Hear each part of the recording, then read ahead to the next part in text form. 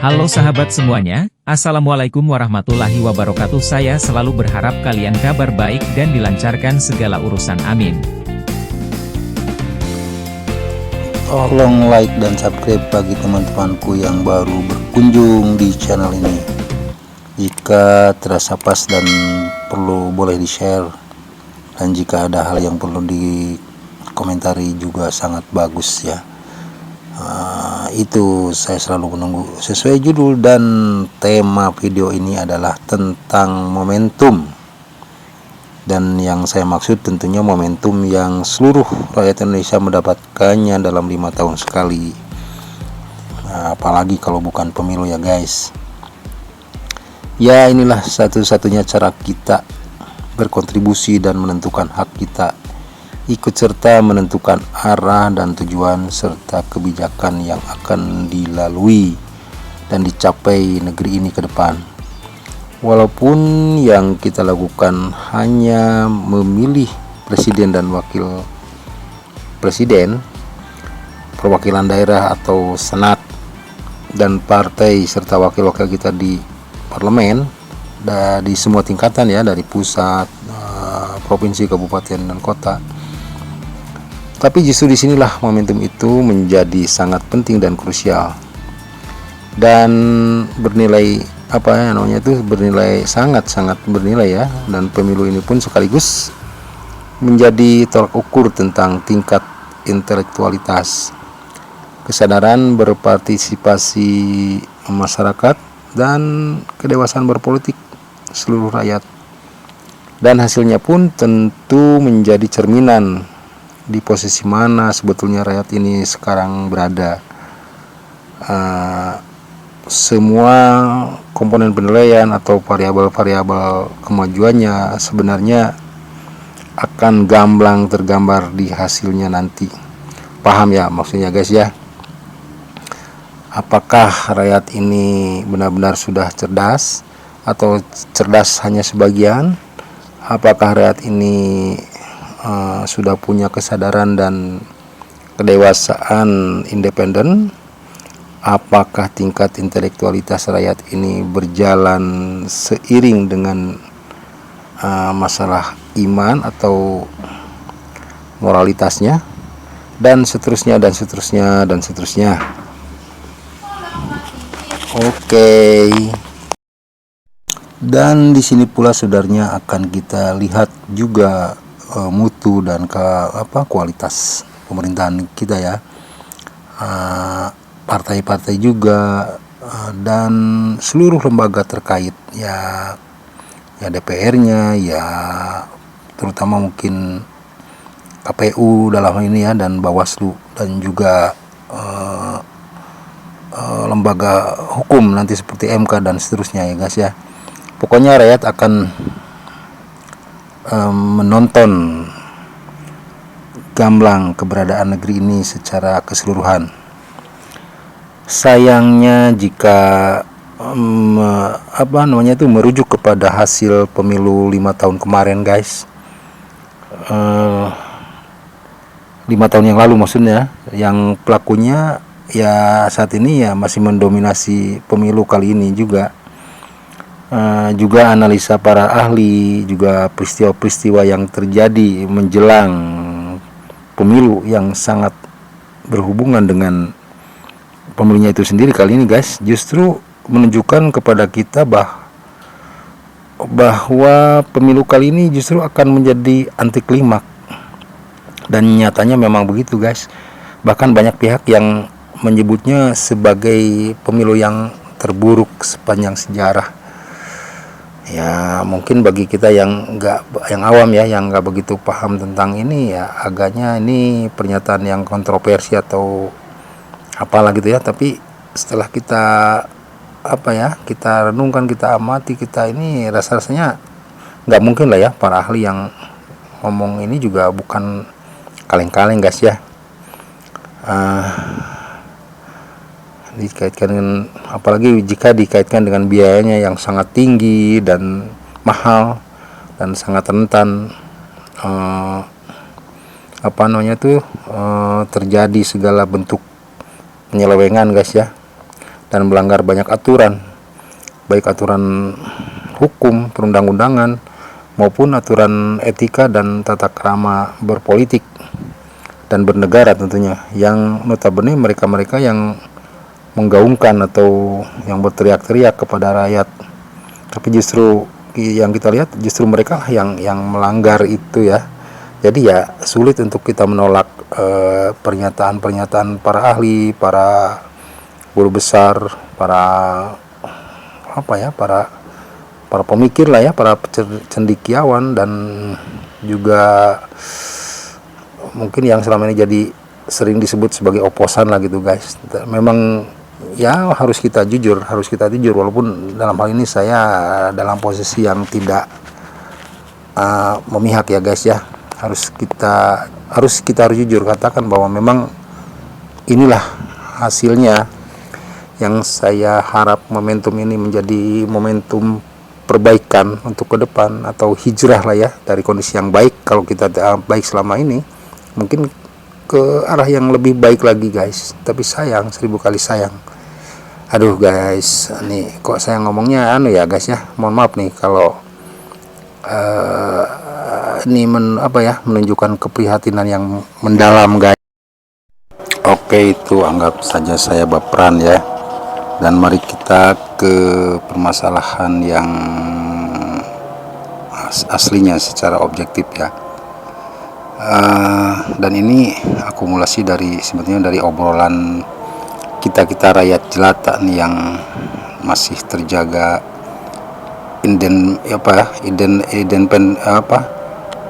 independensi lah gitu ya. Jadi masih tidak terlalu tergiur dengan berbagai macam bujukan dan rayuan gitu guys. Ya, kita kan sering ngobrol-ngobrol tuh sama rakyat kecil lah, yang memang sudah dan lebih terbuka mata hatinya guys, kesadarannya gitu guys. Dan kita juga sering membaca juga ya, memperhatikan dari sumber berita juga, dan tentu saja yang menjadi acuan referensinya adalah pernyataan para ahli ya, para cendekiawan, yang terdiri dari para guru besar, para ahli hukum tata negara, dan orang cakap dari berbagai disiplin ilmu guys. Kita juga sangat concern juga melihat fenomena pergerakan atau gejolak ya, penolakan dan menentang yang dilakukan oleh berbagai elemen masyarakat, mulai dari kalangan buruh, mahasiswa, para praktisi hukum, para pakar, dan para purnawirawan TNI, Polri, dan lain-lain. Wah, udah puluhan bahkan mungkin ratusan elemen rakyat ya guys ya. Oke, jika dirunut ke belakang guys, sebenarnya hal ini sudah terjadi 5 tahun lalu ya. 5 tahun lalu waktu pemilu sebelum ini ya guys. Dan banyak memakan korban saat itu guys, dari pelaksana lapangannya ya, terutama para kritisi dan ahli juga dan tim kompetitornya saat itu tidak saja cuman dugaan-dugaan ada ketidakwajaran atau kecurangan ya guys, tapi memang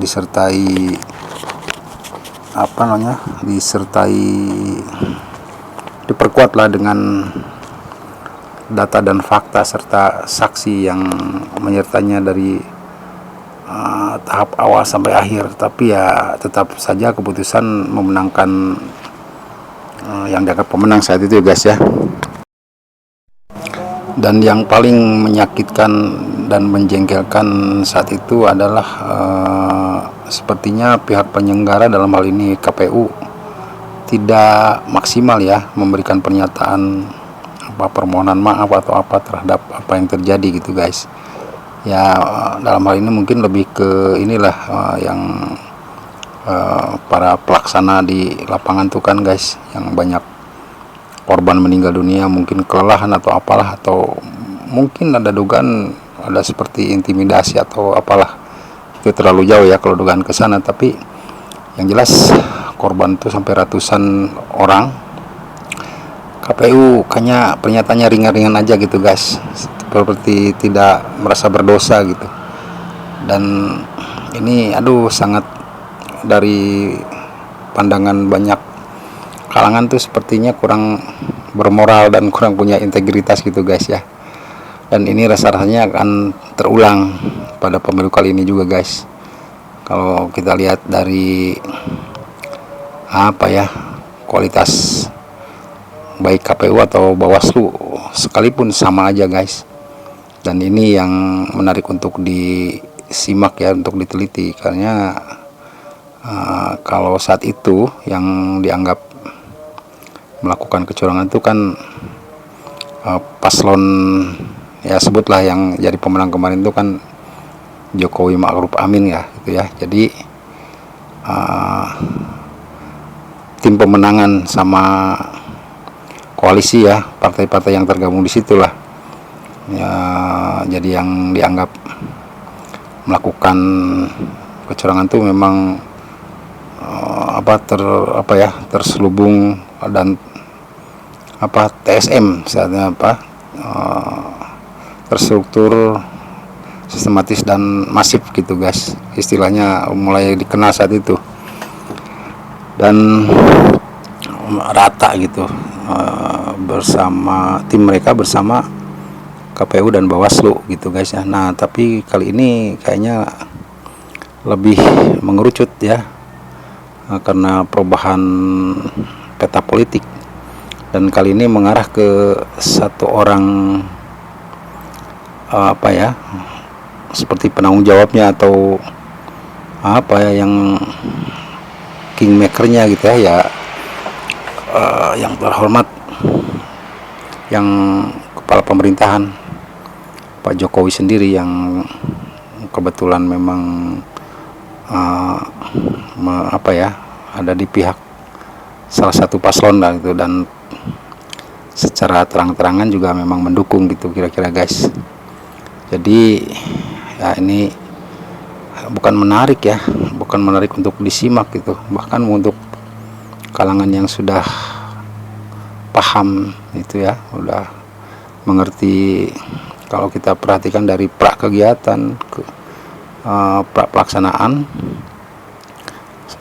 dan pasca pelaksanaan, ini nampaknya nih kingmaker ini nggak ada ininya ya, malah seperti ugal-ugalan gitu guys. Jadi ini sangat memprihatinkan dan bikin gerah gitu guys.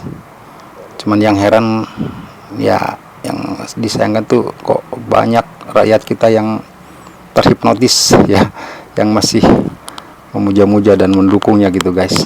Ini ya jadi kembali ke permulaan tadi ya, tolak ukur juga nih masyarakat kita ini memang seperti pragmatis gitu guys. Jadi idealisme udah hilang kira-kira gitu guys ya. Sekali lagi TSM, terstruktur, sistematis dan masif. Bagaimana kepala negara dengan kewenangannya yang otoriter menunda pilkada dengan mengganti kepala daerah atas pilihannya, misalkan ya, anggaran bantuan sosial yang nilainya setinggi langit, atau bahkan keseluruhannya kenaikan gaji TNI, Polri dan ASN. Contoh ya, seperti instrumen negara yang dilakukan menyalahi prosedur seharusnya, misalkan di jadwal dan prosedur yang lain. Dan yang lebih menonjol lagi, lembaga negara yang notabene infrastruktur hukum dan demokrasi seperti KPU, Bawaslu, bahkan MK sama sekali tidak lepas dari pengaruh kekuasaan presiden ya, menjadikannya sebagai lembaga yang tidak independen, bahkan seperti infrastruktur dan alat untuk menggolkan kepentingan politik presiden.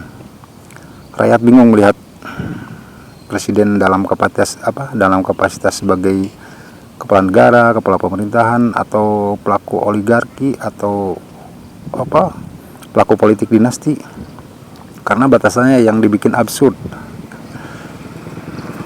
dan nampaknya seperti menganggap remeh ya, menganggap kecil kepada rakyat yang notabene adalah pemberi mandat dan kuasa. Segala omongan tentang rakyat kecil, pembangunan Indonesia, atau reputasi atau prestasi mentereng lah, menjadi musnah seketika dan berganti jadi seperti anak tangga atau pijakan untuk meraih semua yang diimpikannya. Semua seperti sinetron dan tipuan belaka, termasuk mengkhianati terhadap partai yang mengusungnya. Semuanya sangat jelas dan menohok, sulit untuk ditutupi oleh apapun ya guys. Film dokumenter Dirty Food umpamanya ya guys ya, yang melibatkan 3 tokoh aktivis dan para dosen kritis tuh ya, Bivitri Susanti, Ferry Amsari, dan Zainal Arifin Mohtar, itu adalah sedikit gambaran betapa